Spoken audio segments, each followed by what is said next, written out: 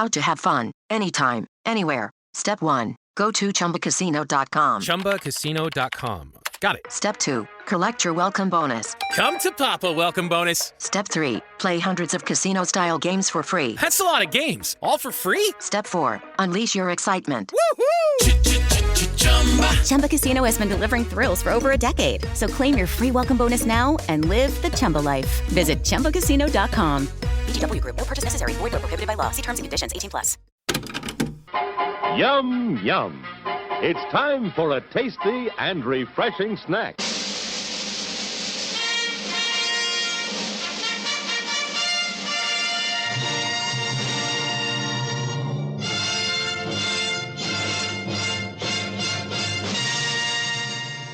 You know who I can do without? I can do without the people in the video store. Which ones? All of them. They never rent quality flicks. They always pick the most intellectually devoid movie on the racks. And now, on with the show. I can't take that tape from you. If it's unsolicited, I can't touch it. It's not easy to break into the music business. But these three guys... What's your secret code? I can't tell you my code. ...just found a way. You guys are a unsigned band, and you broke into the radio station to get your demo played on the air? I just feel a little goofy with a water pistol. They don't know it's a water pistol. They think it's real. Oops! Look, all I want to do is be heard, and then we're out of here. Okay, who are you guys? My name's Pip. The band. The band name. Wrong! You got your Hagar slacks, and you got your stylish little pony nub. And it ain't even real. Oh. Hey, just cool it, huh? Hey, guys, we're all rock and rollers here. You look like half a butt puppet.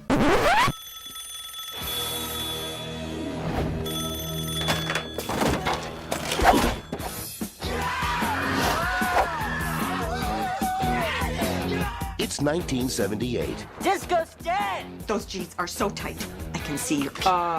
It's the last day of school. Yes? This is better than the first time I got to pairing a chick, man. And to celebrate, The night is young. four friends are busting loose and hitting the... Oh, man. Give me this pizza. going to be the most repulsive... No! offensive... I've never heard a girl blow ass before. vile...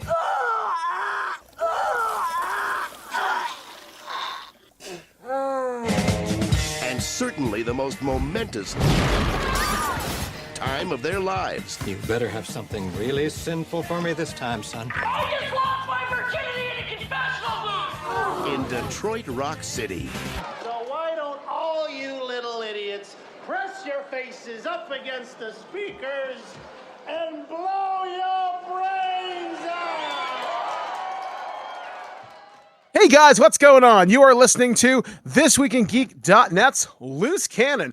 I am one of the Twig video store clerks. I am Mike the Birdman, and I'm not alone as I traipse down these video aisles, swinging my arms like the sound of music.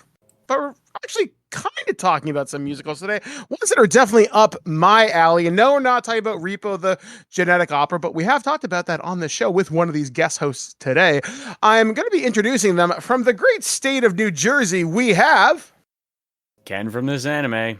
And of course, it would not be Twig's Loose Cannon without the co-host and co-creator of Do You Even Movie, David Denoyer, ladies and gentlemen. All right, guys, we are here. And we're going to be going back through yesteryear, going back through time to talk about some older movies. Because, you know, I just like older stuff. Honestly, it's kind of incredible how much stuff I haven't seen, but also some stuff that I have seen that people have just kind of forgot about. And that's kind of what this show's about. We celebrate things you may have seen, maybe seen in passing, maybe seen a movie poster for, but just kind of forgot about for whatever reason, or was passed over on the video shelf many, many years ago when we used to have those wonderful video store mom and pop places. So tonight's episode, we're going to be talking about a pair of movies, a pair of musical movies that came out during the 1990s.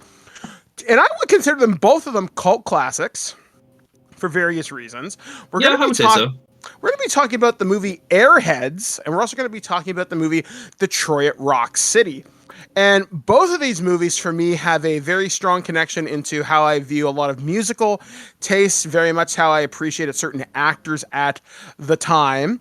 And yeah, they just hold a very special place in my heart. So we're going to start things off with how we discovered these movies. And I'm going to go first just to kind of give these guys a bit of a a chance to kind of think about it. But we're going to start with the first movie that came out in, Dave, 1995, right? 94. For Airheads? 94. So we're going to talk about the movie Airheads. And I remember this pretty distinctly. So I grew up in small town rural Ontario, and the place I grew up in was called Owen Sound, a one-horse town, and well, now you could call it the one-meth town. But anyway, that aside, way back when, we used to have this thing called Owen Sound Cinemas 3, which means we had 3 screens. And eventually that was expanded to Cinemas 5. And then eventually we got a multiplex for when... I'm going to say early 2000s, and I don't remember whether we lost our multiplex for very long or not. But anyway, what matters is I remember seeing the movie Airheads in theaters.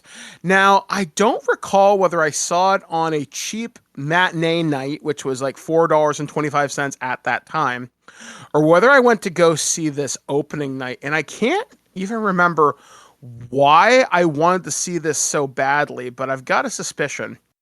It was either because I had recently seen Encino Man, which starred Brendan Fraser, which we should almost do a cinematic examination of his career at some point on this show. Actually, I would love to talk the Mummy movies at some point. I've still never seen 3. Love the first 2. I've heard so many bad things about 3, so I've never ventured into it, but I'd be interested. 3 is worth seeing once for sure. So anyway, I remember seeing this in the theater, and it was either because I was really into Brendan Fraser after Encino Man. I think Pleasantville was within a year or 2 of this. I think it was, or Blast from the Past. It was one or the other. And I seem to recall Adam Sandler's CDs being out around this time. And obviously he was very hot on Saturday Night Live. He was everywhere at the time. There was Billy Madison and all those type of movies that were starting to come out around that time. He was Hollywood's idiot funny man, but he had an infinite charm about him. So I remember going to the theater for this movie and just having a fucking blast. And some of the character actors in this would become very famous in their own right. I mean, Michael Richardson, Kramer, Michael McKeon, Joe Montagna. Like, you would have so many fun people in this. Yeah. And then when we get into the trivia at the end of this movie, there's a little bit of tragedy involved in this movie, especially of late. Kind of surprised me when I went down the rabbit hole for this movie. But yeah, I just remember going to this movie, and I want to say it was around...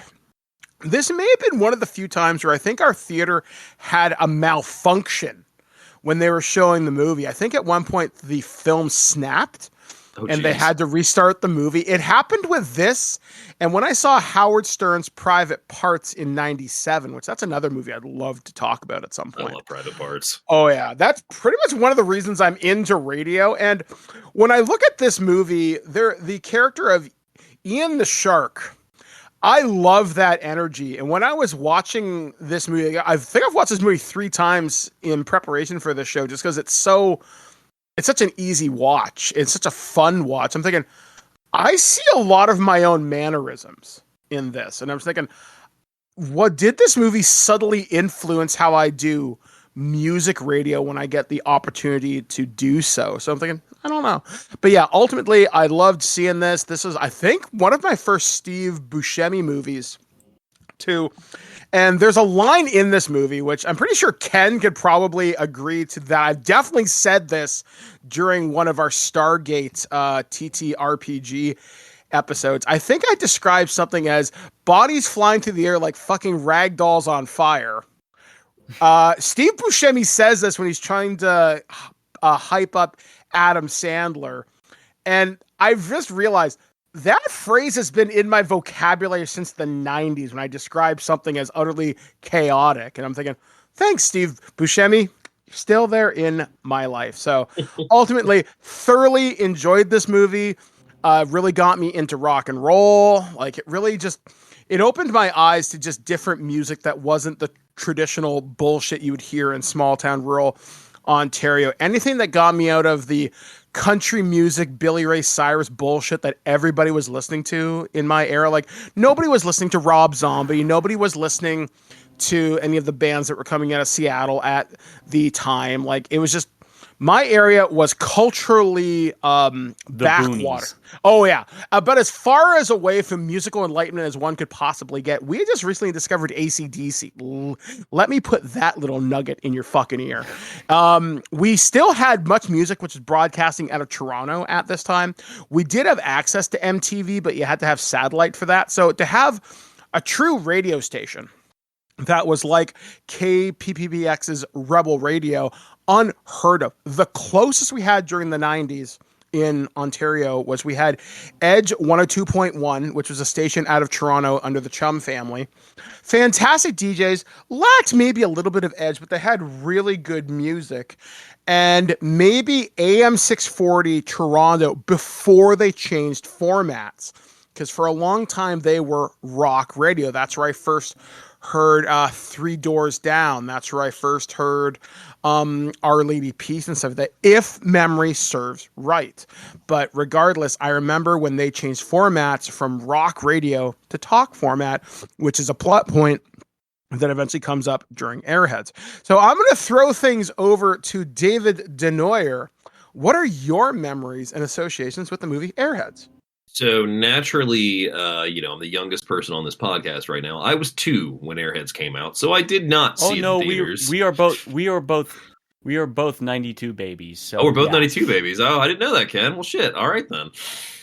So I was 2 when this movie came out, as was Ken, and this was one that I found wholly through Comedy Central, because Comedy Central was the movie hub back when I was growing up. Like, you could always catch movies on there, like Trading Places was the first time I saw that.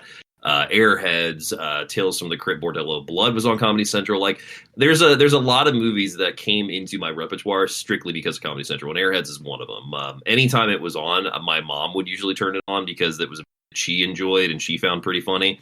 So it wasn't really until I was in college, though, that I actually remember pulling out my friend's DVD and putting it on when we were hanging out at their apartment and watching Airheads uncut in a single sitting, and realizing how fun, how funny, and just what a great time the movie was. Between the soundtrack and everything, you got Brendan Fraser, you got Steve Buscemi, you got Adam Sandler. Soundtrack wise, you've got the Lone Rangers doing their song "Degenerated," which is a remake of another song. You got Ice-T and Motorhead kicking off the film with "Born to Raise Hell." You got White Zombie. You got the Ramones. I mean, it's a strong soundtrack. And I'm also a huge slut when it comes to movies about radio stations or. Hello, it is Ryan, and we could all use an extra bright spot in our day, couldn't we? Just to make up for things like sitting in traffic, doing the dishes, counting your steps, all the mundane stuff. That is why I'm such a big fan of Chumba Casino. Chumba Casino has all your favorite social casino-style games that you can play for free anytime, anywhere with daily bonuses. So sign up now at ChumbaCasino.com. That's ChumbaCasino.com. Sponsored by Chumba Casino. No purchase necessary. VGW Group. Void where prohibited by law. 18 plus. Terms and conditions apply. Rock biopics or anything like that, I will eat it like it is freaking Chinese food. Like, I love these movies so much. So Airheads hit a lot of chords for me. Also, as we tragically found out recently, Brendan Fraser, had issues with being essentially assaulted, like in the industry and whatnot, and that kind of stopped him from being in movies.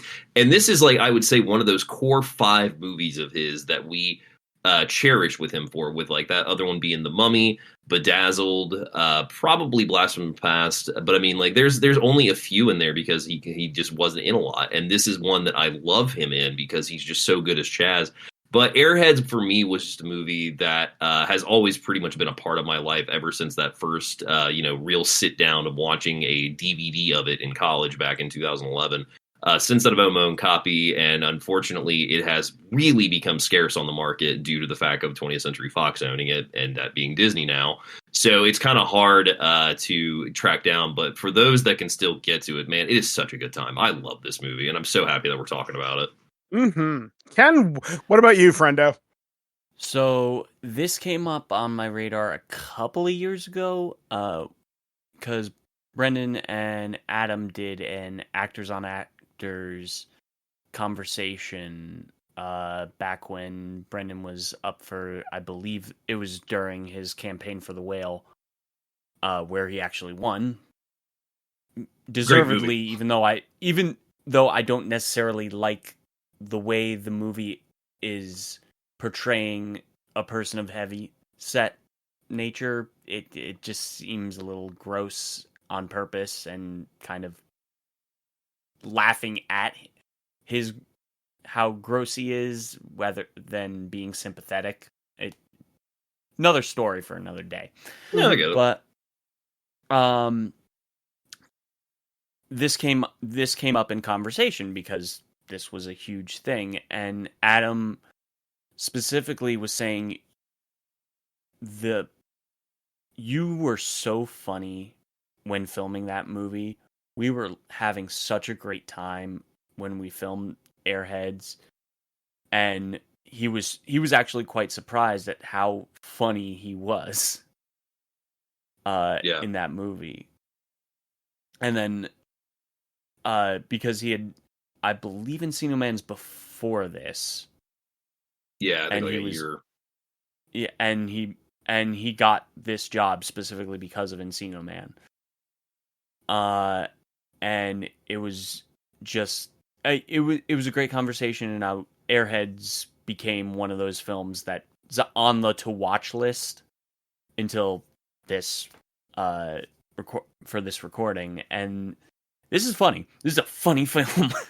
Also, it's on the Internet Archive, so good on the Internet Archive for having it. Yeah, exactly. Because again, it's one of those lost media kind of things.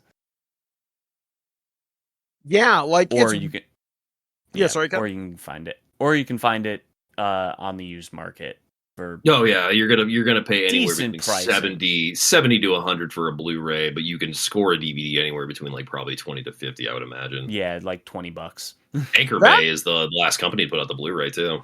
Wow. Like, it's so sad that certain movies just don't get a proper re-release, or they just disappear into obscurity for whatever reason. I can imagine There's so much red tape with rights issues. It is so stupid. I mean, the amount you can delve into of property when it comes to film and distribution in areas, cities, states, continents, for that fucking matter. I mean, it's insane. Also, everybody hates Disney.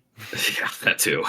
Yeah, like, I can imagine how much this movie, like you just mentioned, would get tied up in, rights. Like, just trying to clear the music for this would be a fucking nightmare. Yeah, I mean, I literally have the soundtrack in my car right now. I was actually listening to it while I was doing Sober Taxi recently, and that soundtrack is so freaking killer. But yeah, there's a lot of bands on there that I don't know if they have all the clearance for those nowadays.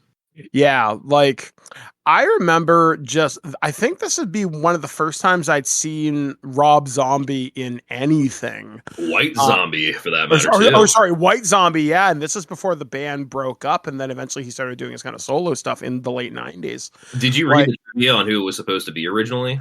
Yeah, it was supposed to be Metallica, Testament, and who was the other band?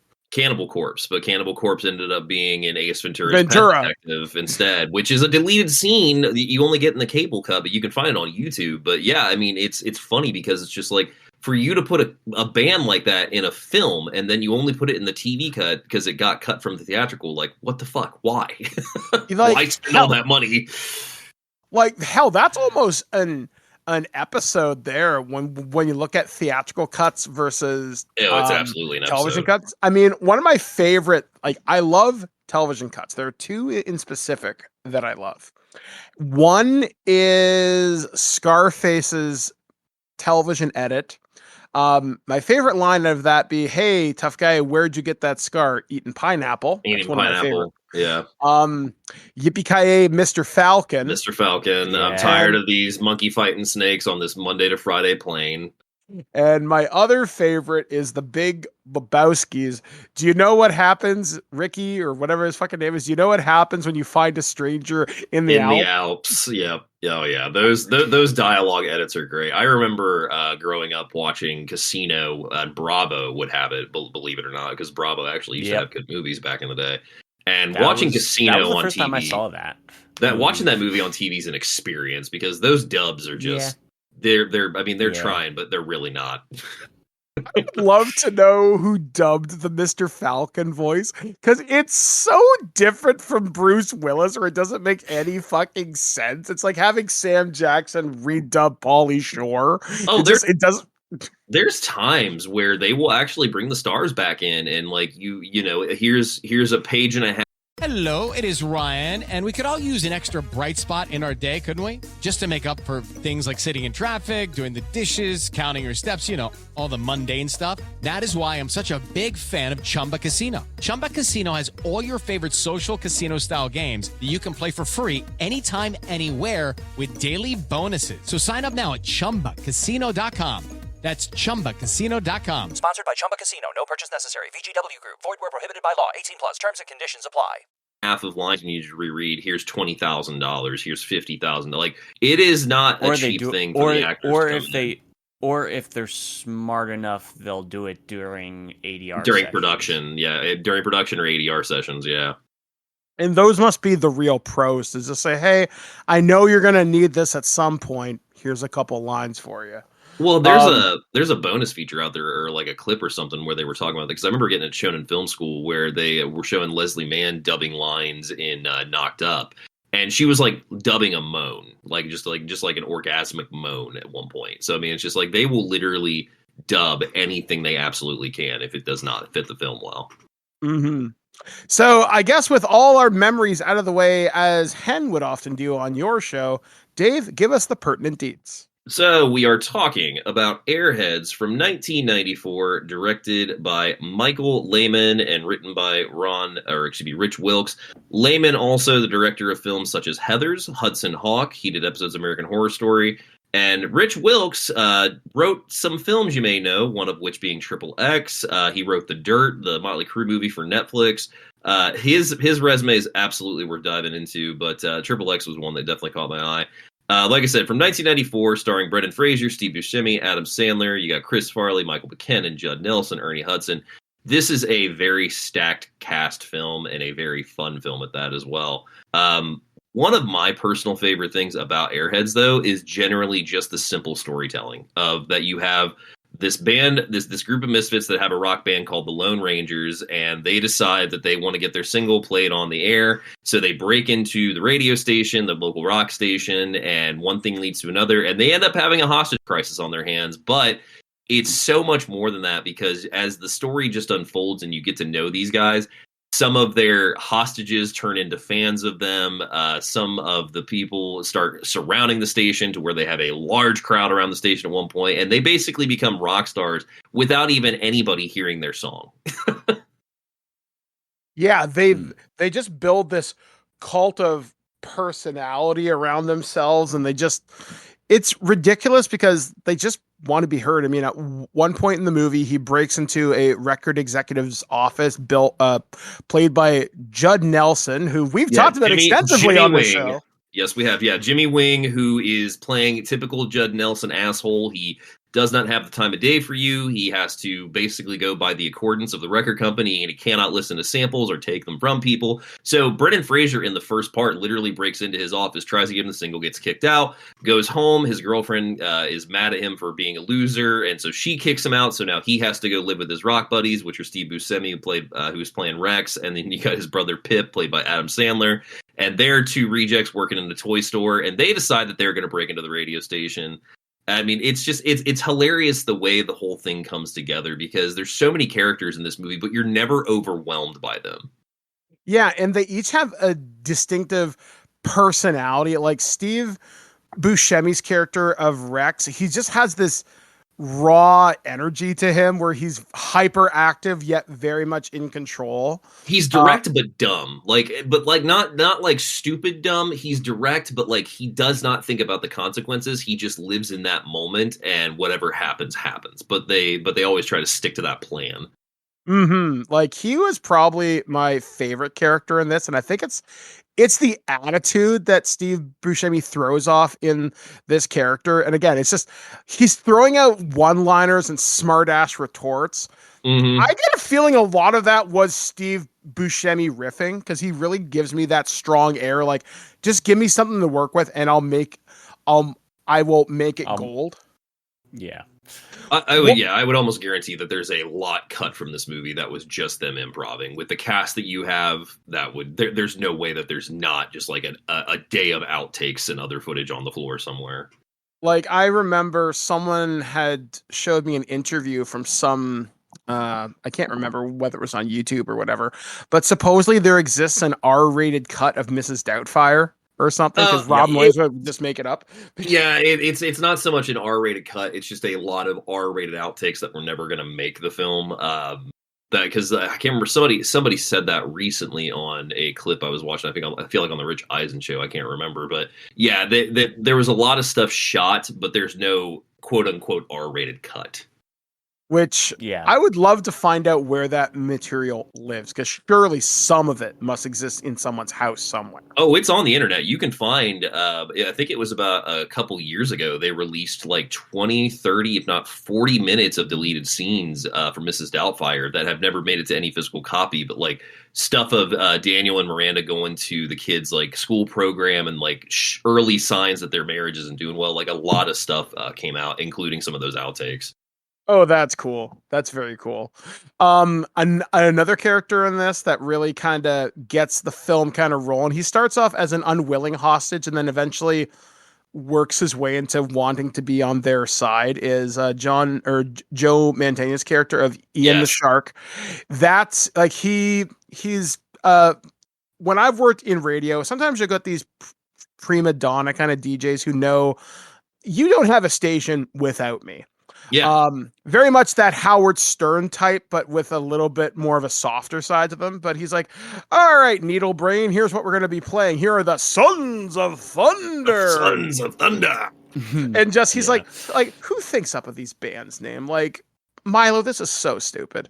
And, you know, or, you know, you go to like a band night and you're in the crowd. And, you know, sometimes when you're in radio, you work with a promotions team and you'll give away stuff. And sometimes it's really cool shit. And other times it's like, hey, do you want a free sample of Colgate? You know, it's fucking lame. And he's like, this is so stupid. This is so beneath me. And then when the Lone Rangers break into his station, he decides, hey, I'm going to fuck with these guys. I'm going to put them on air. And then obviously hilarity ensues when they pull their water pistols that just happen to look real. And I love pepper sauce in them. I always love that little detail because it's like, even though they're squirt guns, like they'll fucking hurt you if you get it, like they get in your eyes or anywhere that like has open spot to it. Like that shit's going to hurt. I remember as a kid, this scene always stuck with me because I'm thinking, well, if I ever need to fuck with someone, I'll just go get some hot sauce and load it into my Super Soaker 50, and I've got myself a weapon of mass destruction. Because it probably wouldn't go through the water gun unless you watered it down. And I think that's what he does, because like that's one of my favorite things is that they mention that the guns have been taken off the market because they look too realistic, and yeah, they absolutely do. Like those guns look legit.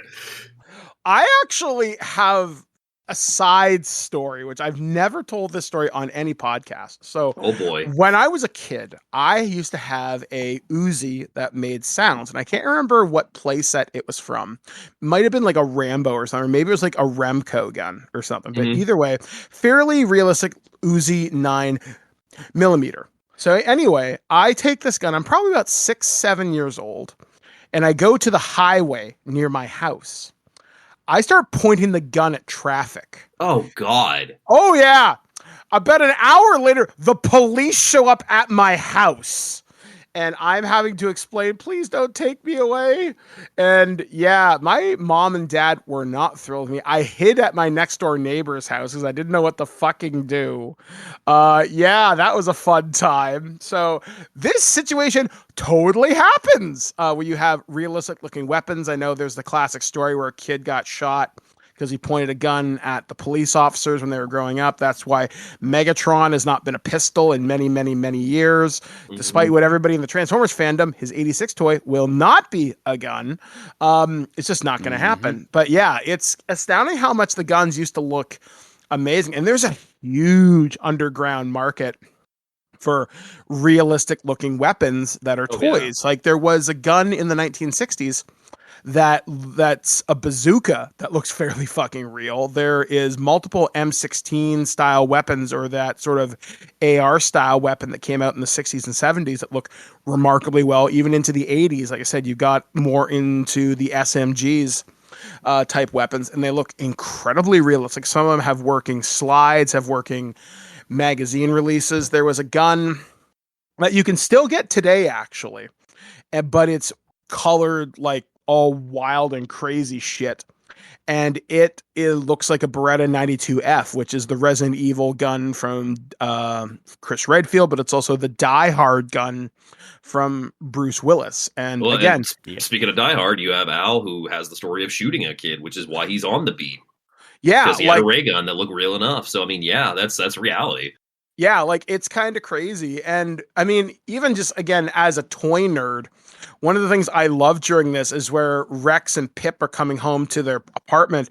They're talking about all these toys that have been discontinued and stuff that they're taking off the market. There's like a Stretch Armstrong. There's a Incredible Crash Test dummy. And the scene where Pip is 69ing the crash test dummy with the pig.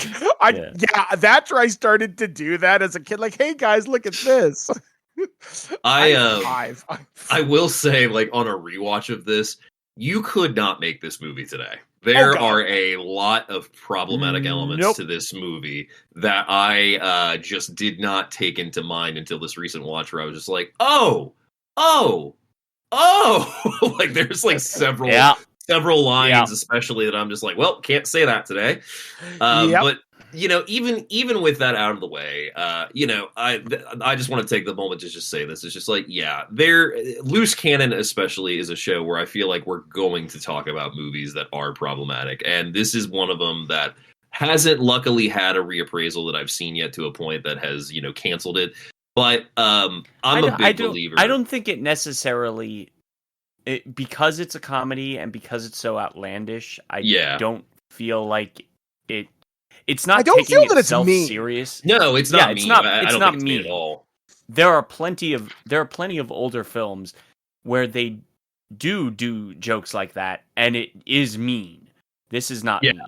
Well, it's like, oh man, what movie was that? There was a movie I was watching recently where it was just like the fat jokes in it, especially. I was just like, God damn, dude! Like, you could never make fucking. What's that Jack Black movie?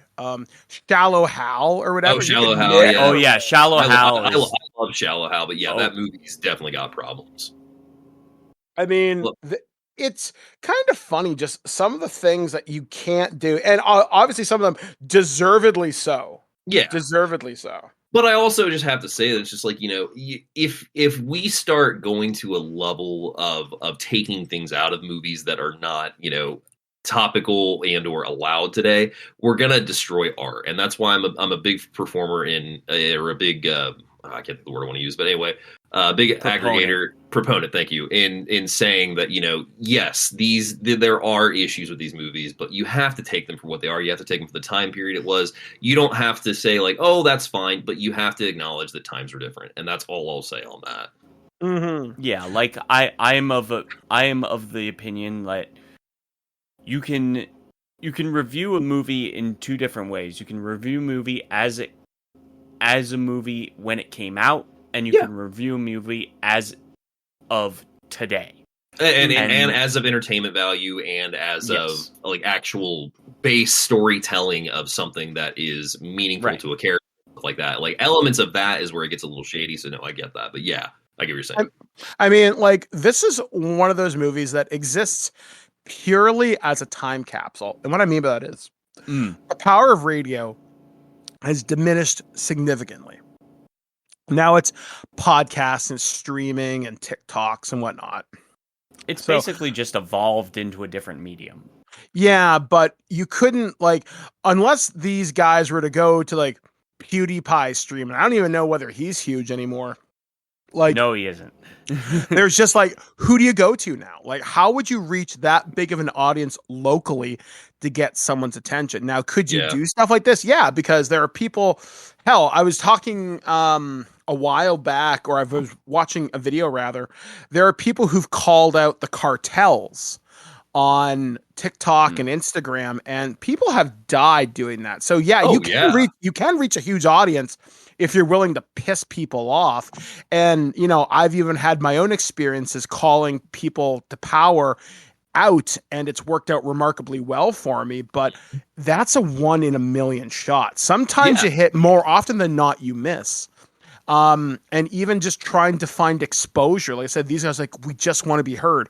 Well, how do you do that now? You've got podcasts, you've got SoundCloud, you've got Instagram, TikTok, Threads, Blue Sky. You've got many different methods. Like, if the Lone Rangers were to exist today, if you were to remake this movie, they would probably find a way to break into TikTok HQ, find a way to hijack everybody's live feeds and upload this to SoundCloud so everybody has to hear it for like 15 minutes or something. Well, and I mean, that's a great point of the dating of this film, because it's like, not only is their demo on a cassette, but it's also on a freaking reel-to-reel. So, I mean, like, it's that culmination of the rock hype of the early 90s, plus also just the time of still having CDs, still having cassettes, because that's the one reason they have all the issue of playing the single, is because we're only set up for CD and cassette. Like, we don't have reel-to-reel anymore. Like, we only have CD and cassette. So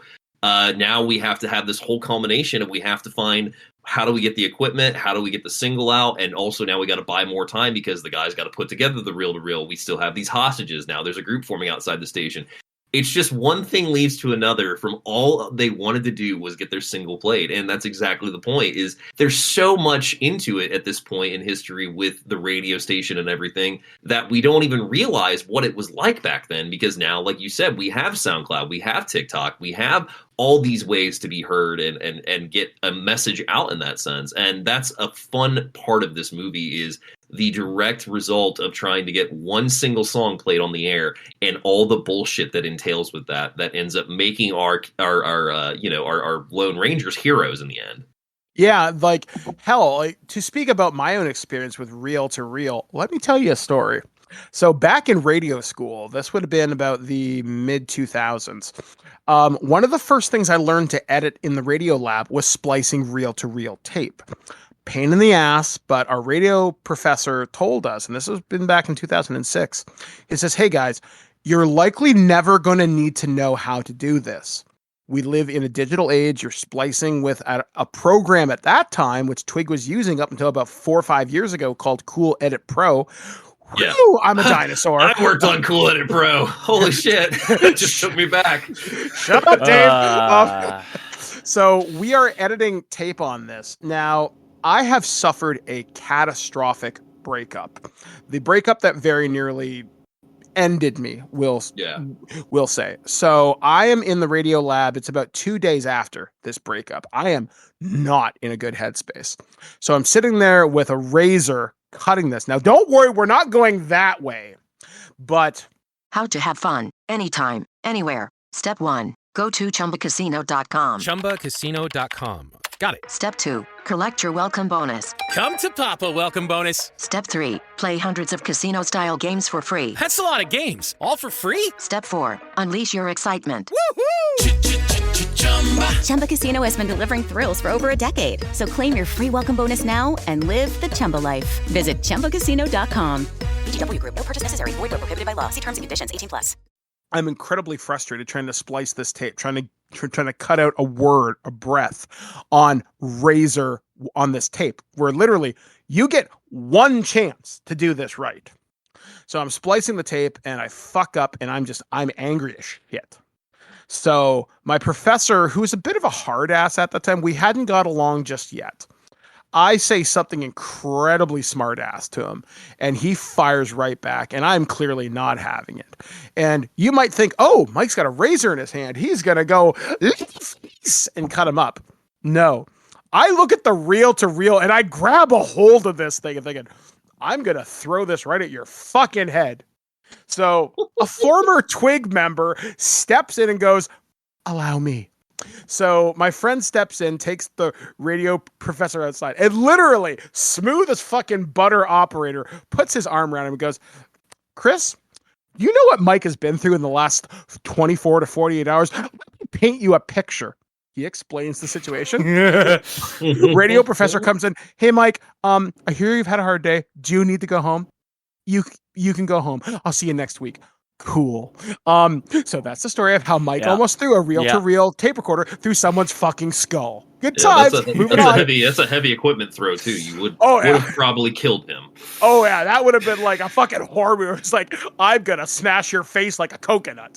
But I remember looking at the reel-to-reel machine, and I do recall thinking back to that time frame. This could do some real fucking damage. Some reel-to-reel damage. Yeah, hey, I'll see myself out. Dave is right. See, I need to make a button like Hen has. Dave is right. His whole soundboard. But no, I think that also makes the movie a lot of fun. Is just seeing that technology that we kind of forgot about. And I'm somebody that still has cassettes. I was literally before I came on this show, mind you, I was listening to the Unsolved Mysteries soundtrack on my cassette. Oh my god. Yeah, I am also a slow adopter of media. Like I still own a couple of my cassettes. I own Pokemon the First Movie soundtrack on cassette. So. Let me give you the saddest example of how long it took me to transition. With me being like in my early 30s and whatnot. When I was getting my last smartphone, my new iPhone, they had changed the headphone jack so that you couldn't do the direct headphone in, because I still plug my phone into my cassette adapter in my car to listen to music on my phone.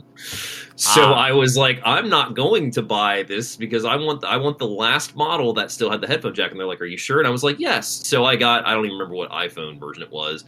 Then it was only like 4 years ago. I was like, all right, I'll get the adapter that plugs in. And I was just like, why did I put that off for so long? Like, it's just the simplest thing, but that just goes with my stubbornness of adapting to the times. Which is like, no, I want my iPhone to still have the headphone jack. I had still collect cassettes. Yeah. But like for the longest time out, I had a headphone jack on my smartphone, and then I finally gave up like this iteration. I finally gave up because it was just getting to the point where it's like, I've got LDAC earbuds, I'm good. Mm-hmm. No, I feel that. And then like just this iteration as well, I finally gave up on having expansion storage on my fucking phone. I just had to buy the more expensive version of the phone. I literally just bought iCloud stuff this year for the first time, just to get a gig for that 99 cents or whatever. I have like almost 100 gigs of digital music, so. Oh, I get that. No, I totally get that. I have an entire hard drive full, so I fully get that. You don't want to know how many hard drives are plugged into the Twig main computer. Oh, I can imagine. It probably looks like that scene in A Christmas Story where he's just like, oh, we just got too many cords plugged into this outlet. And it's just like 12 stacked on top of each other. That makes me panic every time I see it. I'm kind of looking at it thinking, yeah, that's probably about right, actually. It's funny. Like, I like cassettes. And Alex, one of the other producers who works on the show, for Christmas a couple years ago, he gave me a brand new Walkman. You'd be like, what do you mean? Well, it's a Walkman that self-rewinds, self-flips the tape so you don't have to flip it over. And it's powered by USB and rechargeable via USB. Yep. Son of a bitch, I want it. Oh, it's really nice. And then there's a lot of old media that is coming back. Oh no, absolutely. Well, cassettes are not making a big rise as like vinyl did, obviously, but cassettes are still definitely a hype thing. But you got to keep in mind too, Japan is still releasing new albums on cassettes to this day. Yes, and I don't think they ever stopped. No, they haven't. Yeah, I didn't think so. I figured you'd be the knowledge on that one. But yeah, I just have an admiration for this film because of its datedness in the prospects of the way that the rock culture is, the way that the physical media culture is. I mean, even the concert culture, because I think people forget there was a time where you were just solely calling into radio stations to win concert tickets. That does not happen much anymore at all. No, and there are ways to cheat those things. And if you guys want to know how to do that, I can tell you many. Homie, many I worked at a radio station, and I can tell you wholeheartedly that 49th caller bullshit. No, it's 3 callers in. Hi, you're caller 15. Another 2 callers in. Hi, you're caller 46. And then, the third actual caller sometimes would be caller 49. And oh my God, I can't believe I just leaked radio knowledge on the air. See, for me, it was I mastered the art of the auto dialer. And for me, technology was a tool not to be wielded irresponsibly. Let's just say way back in the day, me and radio contests, all right, Mike, what do you want today? And that's pretty much how it would go anywhere where I lived. I got to meet Avenged Sevenfold solely because I won a radio competition to go to Uproar Festival, and also this is inside baseball. One of the members' fathers just happens to live in my town and was a Freemason, so he came into a bookshop I was working at while I had my Avenged Sevenfold shirt on. And at the very end of the conversation of like the exchange and everything, he just hands me a backstage pass and is just, or like a thing for the backstage pass or something. I can't remember exactly how it happened, but he's like, "Oh, by the way, I'm such and such's dad. There are concerts this date. If you want to go, here you go."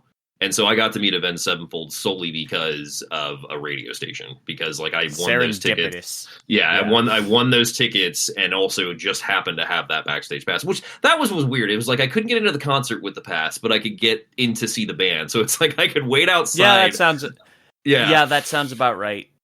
I mean, like, how to have fun anytime, anywhere. Step 1. Go to ChumbaCasino.com. ChumbaCasino.com. Got it. Step 2. Collect your welcome bonus. Come to Papa welcome bonus. Step 3. Play hundreds of casino-style games for free. That's a lot of games. All for free? Step 4. Unleash your excitement. Chumba Casino has been delivering thrills for over a decade. So claim your free welcome bonus now and live the Chumba life. Visit ChumbaCasino.com. VGW Group. No purchase necessary. Void where prohibited by law. See terms and conditions. 18+. When it comes to like concert going, I've only just started my journey in that because I've kind of gotten. I listen to a lot of out there music that's not really mainstream, so it's a lot easier for me to get concert tickets. No, I get it. And that's kind of a nice thing with the culmination to music going digital too, is the availability of hearing these other bands and also finding out about their shows. Because like this one, like Airheads, I'm fans of a whole bunch of international bands. Yeah. So Airheads just focuses solely on that concert culture because that's literally the introduction of everybody in the group. Essentially, is at that Sons of Thunder show. You see Ian in the radio station like introducing them on the radio. But then that's all happening while Chaz is breaking into the record company. You actually get the first meeting of them, even though they don't meet each other. But all the characters are basically the main characters are at that one location, and it's the oh my God, I can't talk. The Sons of Thunder concert. So I love the exploration of concert culture, even with the fact that Chaz, whose girlfriend has the only cassette tape which has the single on it, which she throws out on Sunset Boulevard. But then they have to go to the Roxy or I can't remember which the Whiskey. They go to the Whiskey, and like that. I mean, if you know rock information, you know the Whiskey is a oh God, what's the word I want to use? Like a staple in rock history, because that is a club that has broke acts and everything. So yeah, I mean, you get a sense of the rock life and the datedness of the media and everything from the first 10 minutes of this movie. And that's why I think I also have a strong admiration for it, is I love 90s rock movies especially. Yeah, like there's something magical about this. I'm glad it shaped a lot of the way I think when it comes to music. I had such a good time with this. It's such a cherished memory. And I think I saw this with my friend Ryan, and I know it was a good time. And I'm glad that I got a chance to share this with someone. I'm glad that I was still able to find a copy of this in 2000 and whatever. So that's awesome. So we're going to move on to our second movie, and that's going to be Detroit Rock City. And this was a movie that came to me at a very strange time. in my life. Like, again, DVD was fairly significant at this time. This was what year was this movie, Dave? 1999 is Detroit Rock City. Yeah, so I remember renting this at my local Blockbuster. I don't think our local cinemas actually got this. I'm actually fairly positive. So the reason this is significant to me is at this time in my life, I had gotten kicked out of my parents' house. And I was living on my own, and my girlfriend at the time was living with me, and we were still in high school. I know, don't I have such an awesome childhood? So anyway, the cool thing about this is I used to live across the street from a place called, what the fuck was it called? I think it was called Randy's Records. So tremendously wonderful name. But this guy was like, if you think of every record store you've ever seen in your mind, like we're talking like Empire Records and stuff like that. It's just rows upon rows of vinyl. And it's this little hole in the wall right next to a very extensive porno shop and a really awesome shawarma place or whatever. Anyway, so I go into Randy's Records, and I have never heard a Kiss song in my life. And the reason I was into Kiss at this time was because of a very bizarre television show. And this is probably a connection you're not going to see coming. It's the show Millennium. Millennium used to star Lance Hendrickson, which was a Chris Carter project, which was tangentially tied to the X-Files. Mike, what the fuck are you talking about? Allow me to explain. So there was an album that came out from Kiss called Psycho Circus. And there was a huge media frenzy around it. There were there were comic books, there were toys, there were video games, but there was a tie-in to Millennium as well for whatever reason. And I remember I was like, hey, I don't know much about this Kiss band. So I went out and bought the CD for Kiss Psycho Circus, and it had this really weird lenticular hollow graphic on the cover of it. Thought that was really cool. I went out and bought the Kiss action figures. But because I was living across the street, if I remember the timeline right, I was like, you know what? I'm curious. So my grandfather at the time built me out of spare parts my first receiver. My first receiver was this old turntable from the 1970s. I had these giant oak speakers that you had to connect via wires and, tie them together at the back. So we're talking really old. And I remember going across the street to Randy's Records and purchasing a bunch of Kiss albums. I remember purchasing Destroyer, Love Gun, and maybe one or two other ones, maybe some of the singles from some of the other Kiss members as well. But I remember purchasing it, and I remember sitting in my apartment. It would have been probably, when did this come out during the summer of that year, Dave? Yeah, Detroit Rock City gets released in, I think it was October. Let me check. Hang on. August 13th of 1999. Okay, so this was during the summer, and I'm pretty sure this happened. This is how the memory's coming to me. But I remember my girlfriend wasn't around that night for whatever reason. I think she went up to her parents' house or something.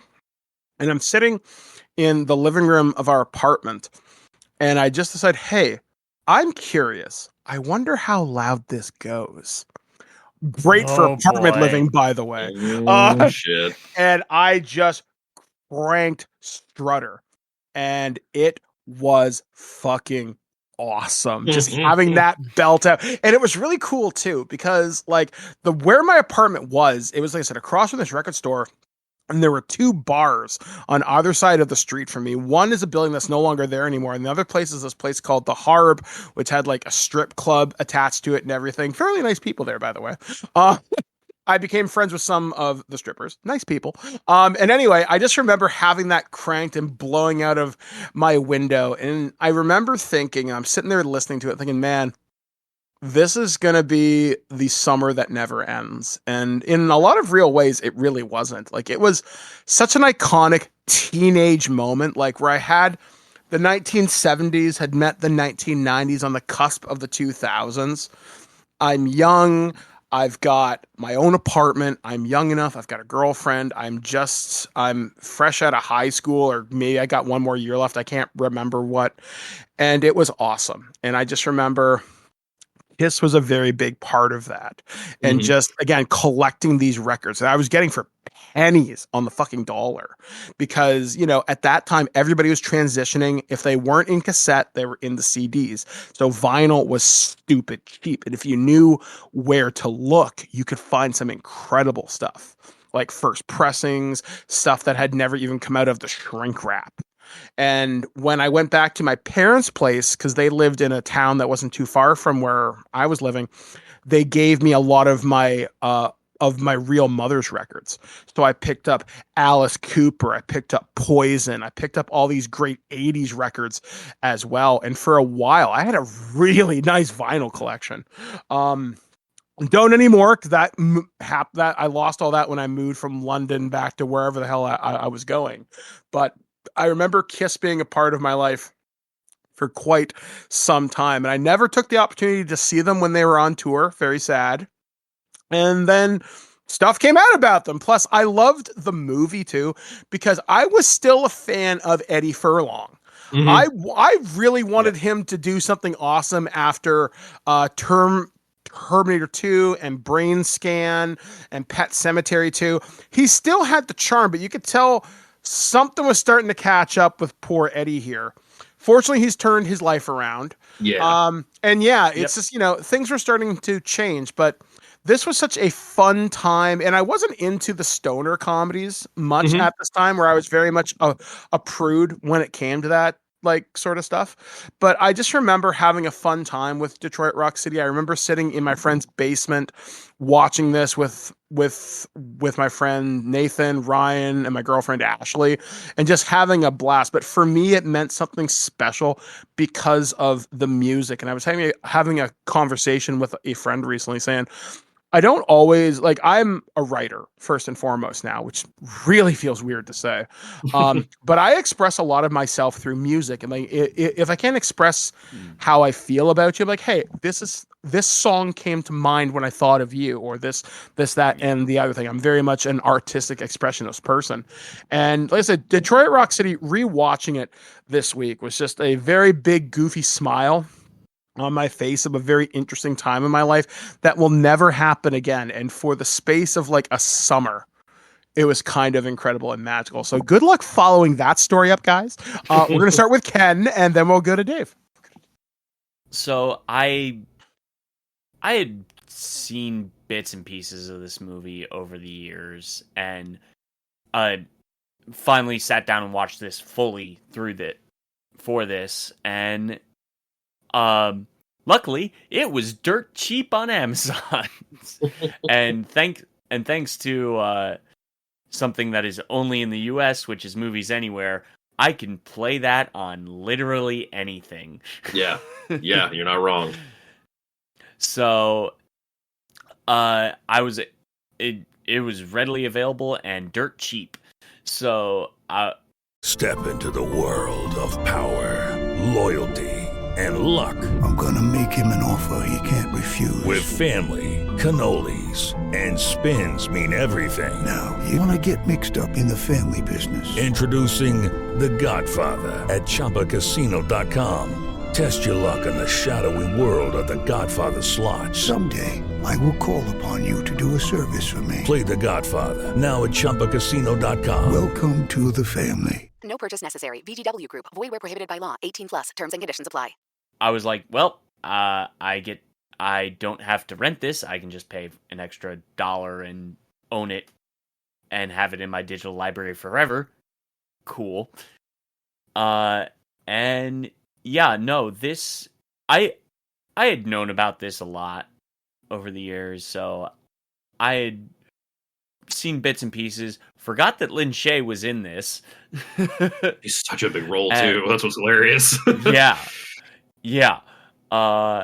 And immediately my brain went, oh, this is of a time because of how it is edited and directed.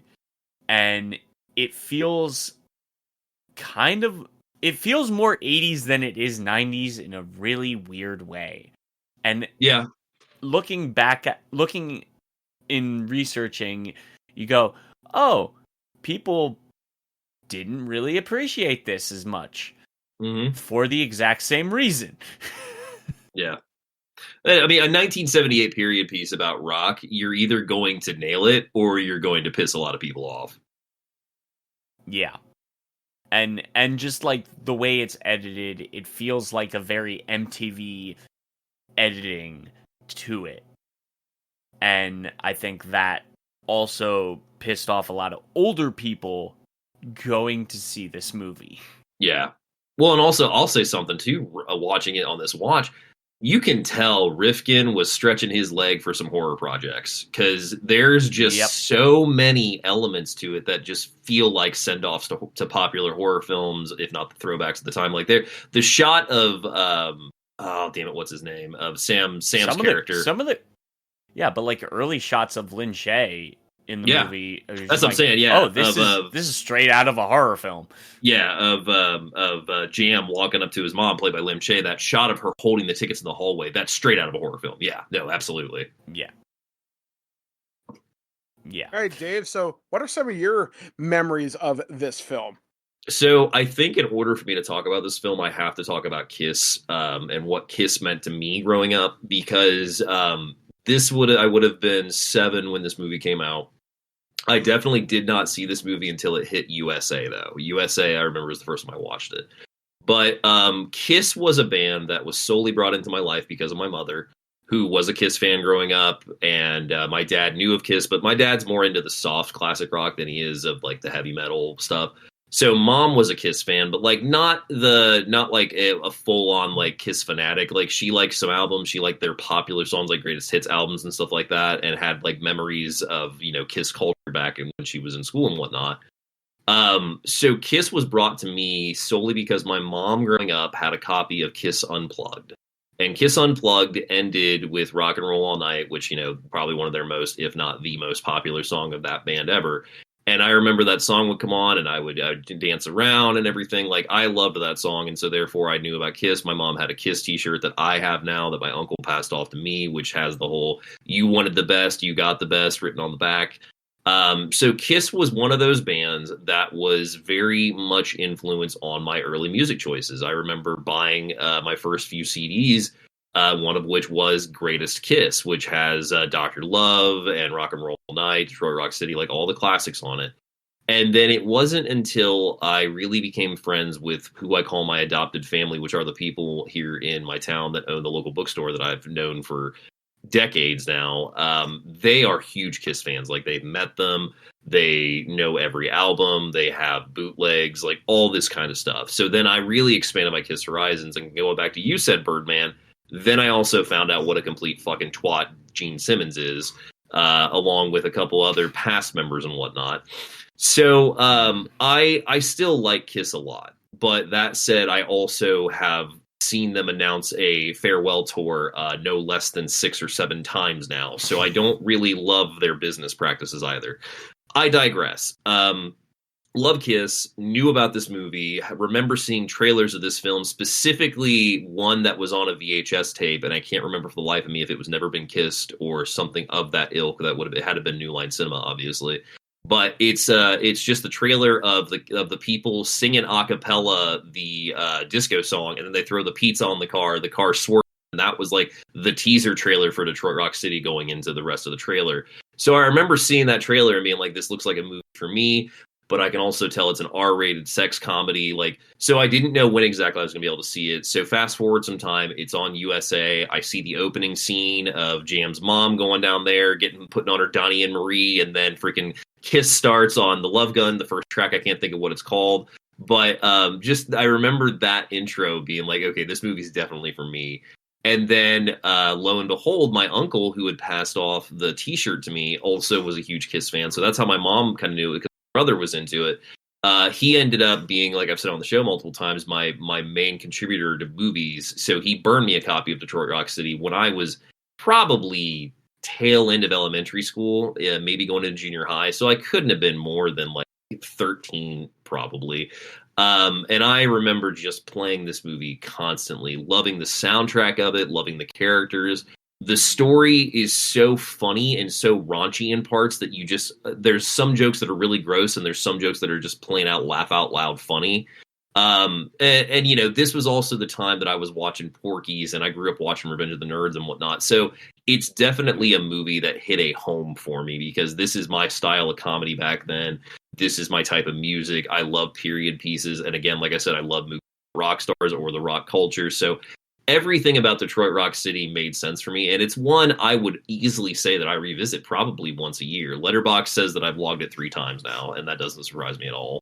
Oh wow! Like, this is the first time I've seen this movie probably since the 90s, and I was surprised how much, like, you're right. Like, when it comes to 70s rock movies, you're going to hit it right or you're going to hit it wrong. There usually is no in between.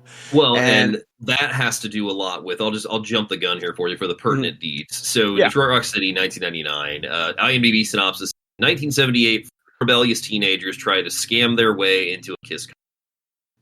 Directed by Adam Rifkin. And if you don't know the name Adam Rifkin, first off, shame on you, because if you're listening to this show, we talk about movies that are definitely of the Rifkin ilk.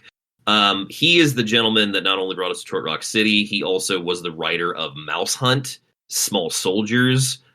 He has his famous film, his famous undercover film, The Dark Backward, which was an early Judd Nelson movie. He does the film Look, that I cannot recommend enough. And also, under the name Riff Coogan, gave us The Invisible Maniac and Psycho Cop Returns. And so he's somebody that is definitely in that ilk of exploitation, 80s horror. Like, this is his bread and butter.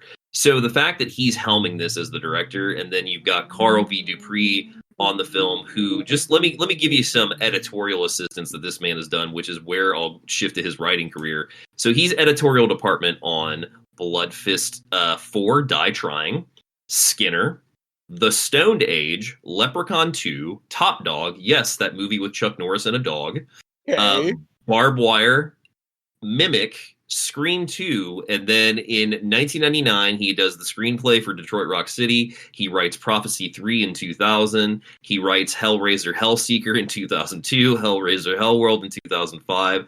And then you, Ken, were saying, you know, the feel of it, of general, like the editing and whatnot, and just the shots and whatnot. The cinematographer on this film happens to be a gentleman that you may not know the name of, but you know his work by far, John R. Leonetti. And Leonetti, just to give you it's a Leonetti. It's a Leonetti.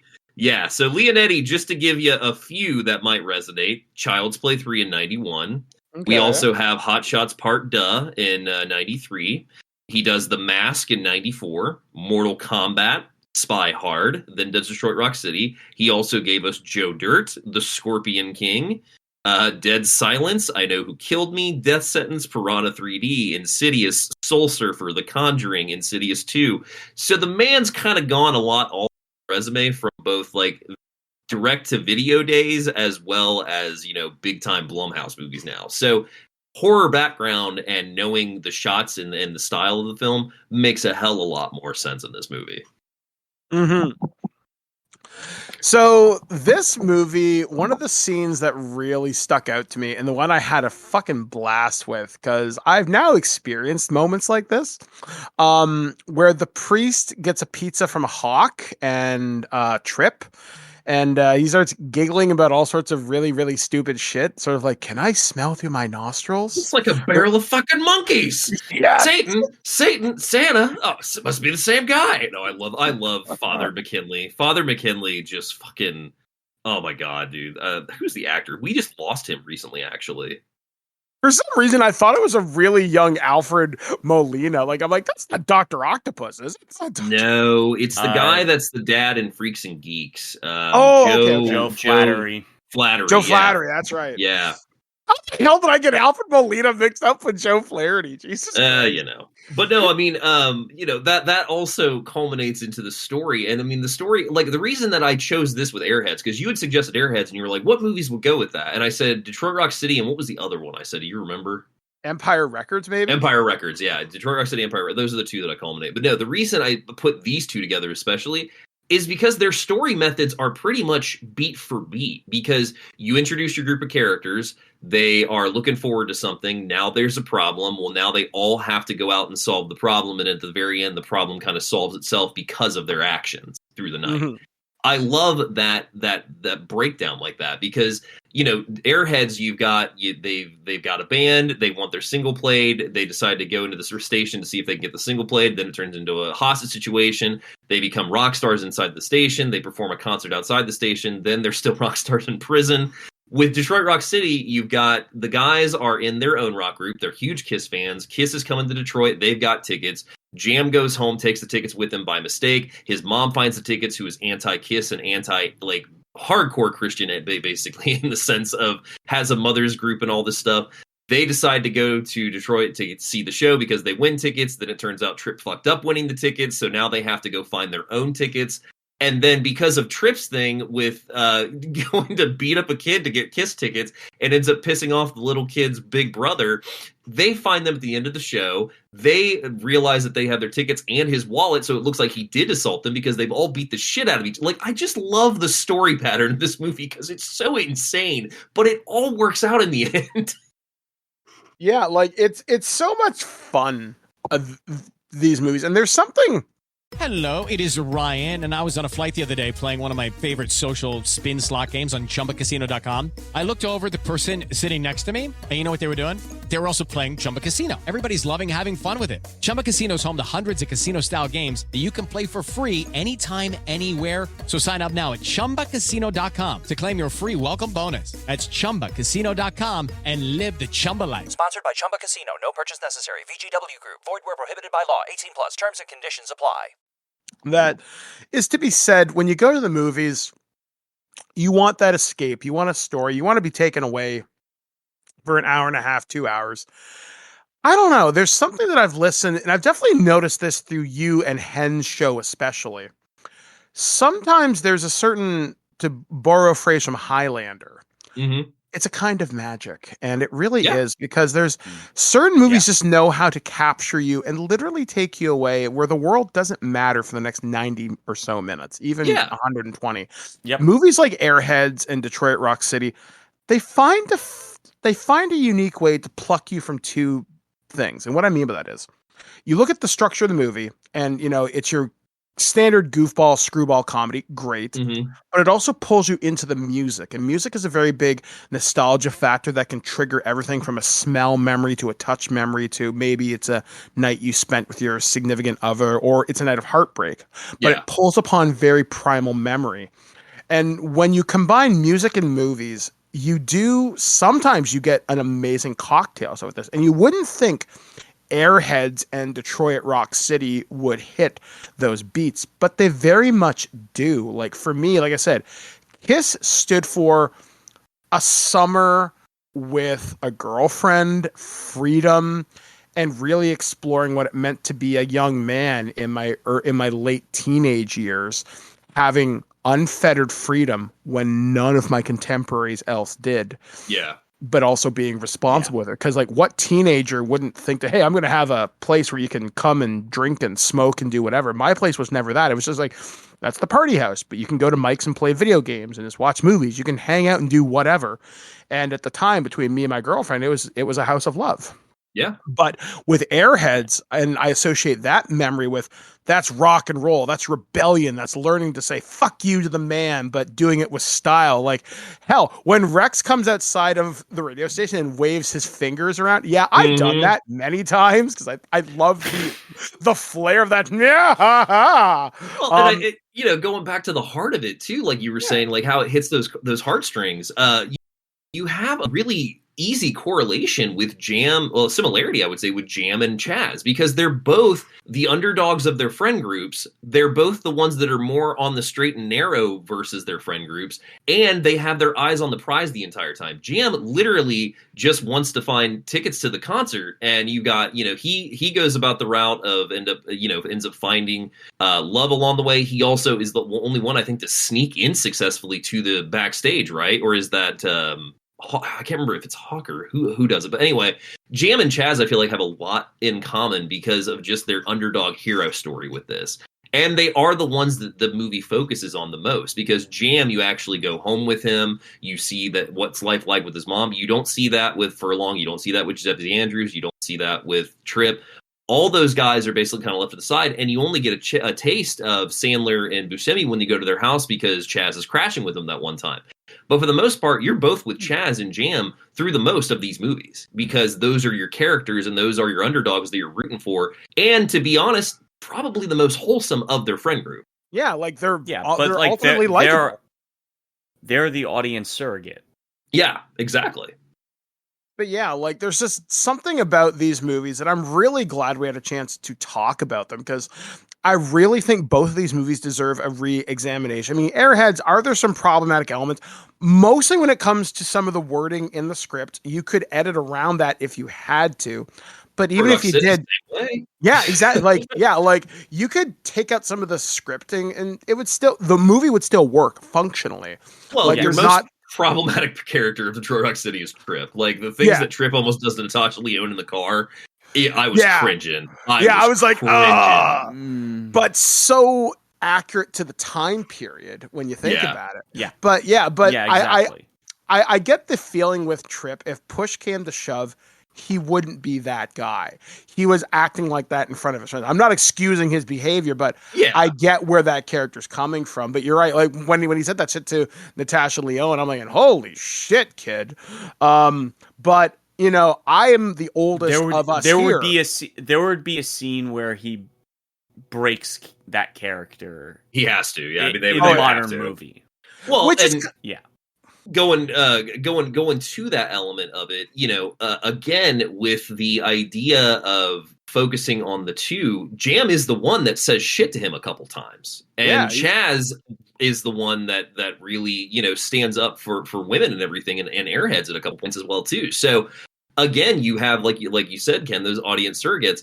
But then also the one thing that I would love to point out with the characters is that they all, again, have their personalities, but nobody is overwhelming in either movie. No one is suffocating with too much characterization to where it's just like, oh my God, we get it, you're this way. They're all in it that equal amount to where we love them in the storytelling. Mm-hmm. Yes. And again, you look at a modern film and you go, you can learn a lot. Yeah. It's good writing. It's good writing for both movies, even if there are problems. It's still good writing. It's good storytelling. And I mean, the one thing that I skipped over with Airheads that we can talk about with Detroit Rock City, the opening credit sequences. You talked about nostalgia. Yeah. Detroit Rock City obviously has the most because we're getting all the presidential footage, the TV ads, all the toy ads and whatnot. And with Airheads, you're just getting like a lot of, I guess, like prop design, I guess you could call it. Like it's animated, but like it's made up of things that like correlate to the time as well. Right. So I guess as we begin to close things out here on the show, ultimately, we really think you should track these movies down in whatever capacity. I know on some of the Blu-rays, for example, Detroit Rock City, there is a version that teaches you how to play Rock and Roll All Night step by step. It's a guitar lesson, which is pretty incredible to think. Because that's always my big marker when it comes to tracking down physical media. Yes, owning the movie is great. That's wonderful. Yeah. But I want special features. I want stuff I can't get anywhere else. I want the documentaries. I want the interviews. The Blu-ray of Detroit has like, I want to say almost like 40 minutes of deleted scenes if you have not seen them. Because Rifkin is a guy that shoots a lot, and there's usually a lot left on the cutting room floor. And there's a lot of storytelling in Detroit Rock City that I forgot about from the deleted scenes. So I recommend that. Airheads, unfortunately, has just been pretty bare bones. Yeah. And like, but I mean, like, also Warner Brothers is pretty good at their when they want to be. When they want to be. When they want to be. Yeah. Yeah, like ultimately, guys, you should track these movies down. At the very least, stream them. 100% worth kind of doing it. Like I said, some of these movies may be harder to track down than others, but 100% worth your time. So these are movies you can easily watch with your friends, and I think you're going to draw up a lot of conversation, especially if you're from my kind of generation. You'll be like, oh yeah, I remember that shit. But even if you're not, you're still going to have a fantastic time with these flicks. And like I said, we cannot recommend these movies enough. So guys, next time on the show, I don't know what we're going to be talking about. We have a lot of suggestions that have been tossed around in the Twig video store here in the back room near the porno section, as it were. So we will be back here, guys, next time. So from the great state of Ohio, we have been David Denoyer from Do You Even Movie. From New Jersey, Ken from This Anime. And I've been Mike the Birdman, who's sweeping up the popcorn, getting ready to lock the doors because some kid has jammed gum in the lock with a bunch of savages in this town. We will be back right here on Loose Cannon. I've been Mike the Birdman saying, be kind, rewind.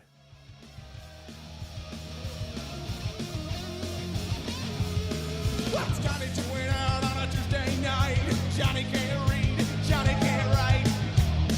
Kids just don't understand. Johnny don't care about the world as long as he can do his girl and prove that he's a man. Degenerated, degenerated, and our minds are vegetated. Degenerated, degenerated, all our minds are. What are you doing, man?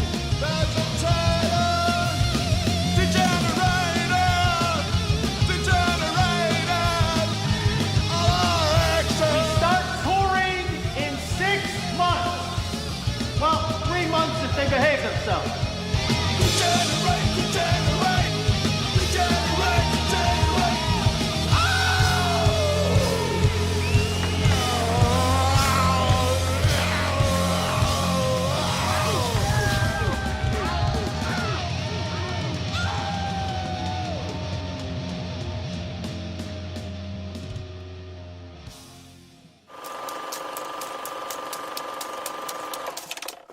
Are either one of these any good? Sir, What? are either one of these any good? I don't watch movies. Quick, change the channel. You're wasting your life making shit! Nobody cares! These movies are terrible! You're still here? It's over. Go home. Go. How to have fun, anytime, anywhere. Step 1. Go to ChumbaCasino.com. ChumbaCasino.com. Got it. Step 2. Collect your welcome bonus. Come to Papa welcome bonus. Step 3. Play hundreds of casino-style games for free. That's a lot of games. All for free? Step 4. Unleash your excitement. Woohoo! Chumba Casino has been delivering thrills for over a decade. So claim your free welcome bonus now and live the Chumba life. Visit ChumbaCasino.com. VGW Group. No purchase necessary. Void where prohibited by law. See terms and conditions. 18+.